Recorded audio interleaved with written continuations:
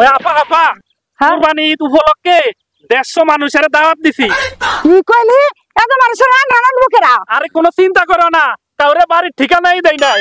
তাহলে ঠিক আছে। Excuse me madam, I love you. যদি এক বাপের বেটি হস তাহলে আই লাভ ইউ টু কোট। না না না, আই লাভ ইউ টু। ঠিক আছে চলো। এই তুমি বলে সরকারি চাকরি করো? হ্যাঁ করি। তাহলে মানুষ কাইকা তুমি মুদি দোকানে কাজ করো? আরে আমি যে মুদি দোকানে কাজ করি সেই মালিকের নাম যদি সরকার হয় তাহলে কি আমি সরকারি চাকরি করি না? যত সব তুমি ওইসব কথা বাদ দাও, দিয়া সংসারে মনোযোগ দাও, কাজে চলো। ফুলাডারে শখ করে বিয়া করাইছি, ফুলার বউ আমার কথা না, আজকে ফুলা এলে বিচার দেওয়া লাগবো। কি হইছে আপা, কি হইছে? শুন, এই বাড়িতে হয়তো তোর বউরে রাখবি নাহলে আমারে রাখবি।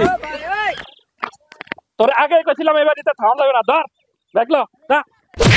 ও নো, তুমি বলে সরকারি চাকরি করো? হ্যাঁ করি। তাহলে মানুষ কাইকা তুমি বলে মুদি দোকানে কাজ করো? আরে আমার মুদি দোকানের মালিকের নাম যদি সরকার হয় তাহলে আমি কি সরকারি চাকরি করি না? কি ব্যাপার জামাই, তুমি কি সরকারি চাকরি করো না? হ্যাঁ করি তো। তাহলে মাইসা কয় কেন তুমি মুদি দোকানে চাকরি করো? আমি যে দোকানে চাকরি করি সেই দোকানের মালিকের নাম যদি সরকার হয় তাহলে আমার চাকরি কি সরকারি চাকরি না?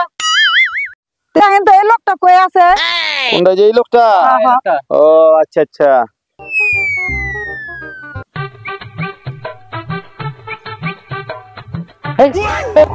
কি ব্যাপার জামাই, তুমি না বলে সরকারি চাকরি করো?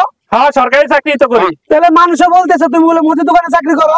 আরে আমি যে দোকানে চাকরি করি এই দোকানের মালিকের নাম যদি সরকার হয় তাহলে আমার চাকরি কি সরকারি চাকরি না? দেখেন তো এই লোকটা কোথায় আছে কোন তো? কোনটা যে এই লোকটা? হ্যাঁ হ্যাঁ হ্যাঁ। ও আচ্ছা ঠিক আছে।